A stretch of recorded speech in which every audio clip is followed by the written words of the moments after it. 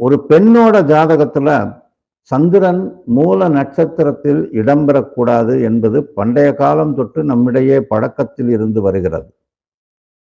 பல காலமா அந்த மூல நட்சத்திரத்துல பிறந்த பெண்ணைத்தான் ஒதுக்குவான். ஆண் மூலம் அரசாலும், பெண் மூலம் நிர்மூலம்னு அந்த பழமொழியவே மாத்திட்டாங்கன்னு இப்ப பார்த்தோம்ல. அந்த மாதிரிதான் ஜனங்கள்கிட்ட சொல்லி இதனால ஜோசியர்களுக்கும் கெட்ட பேரு. அந்த பாவம் முதிர்கன்னியா இருந்து எத்தனையோ பேர் அந்த மாதிரி சூசைட் எல்லாம் பண்ணியிருக்காங்க ஒரு காலகட்டத்தில். இப்போ அதெல்லாம் கிடையாது. பொண்ணு கிடைச்சா போதும்னா அலையிறேன். பையன் பூரா படிக்கலை, பொண்ணு பூரா சாஃப்ட்வேர் இன்ஜினியர் படித்து பூரா லட்ச லட்சமாக சம்பாதிக்குது. ஒருவேளை இவனும் லட்ச லட்சமாக சம்பாதிக்கிற அளவுக்கு இருந்தால் கூட 1008 கண்டிஷன் போடுது. உன் காசு ஏன் காசு, ஏன் காசு ஏன் காசுன்னு அந்த மாதிரி ஒரு படத்தில் ஒரு டைலாக் சொல்லுவாங்களா, அந்த மாதிரி நடந்துக்கிட்டு இருக்கு கதை. அதனால பெண் மூலம் நிர்மூலம்ன்றதெல்லாம் பழைய கதை, இப்போ கிடையாது.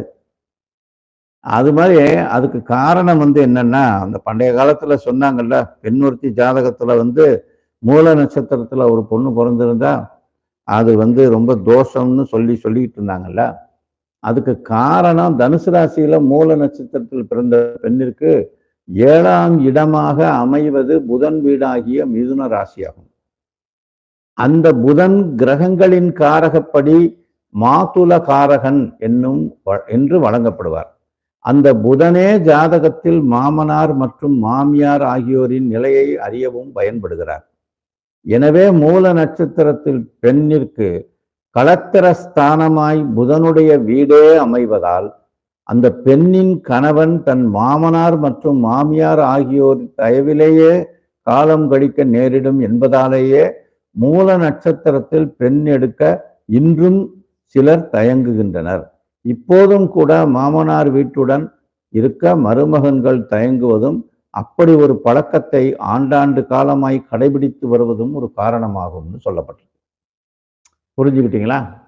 அதுக்கு மேல அதை பத்தி நான் பேச தேவையில்லை. மூல நட்சத்திரத்துக்கு நிறைய விஷயங்கள் சொல்லியிருக்கு, அதுல இது ஒண்ணு. அதனால பெண் மூலம் நிர்மூலம்ன்றதெல்லாம் சும்மா பொய், பழமொழி மாற்றப்பட்டதுன்றதை புரிஞ்சுக்கணும். அது மட்டும் வேணா நான் சொல்றேன்.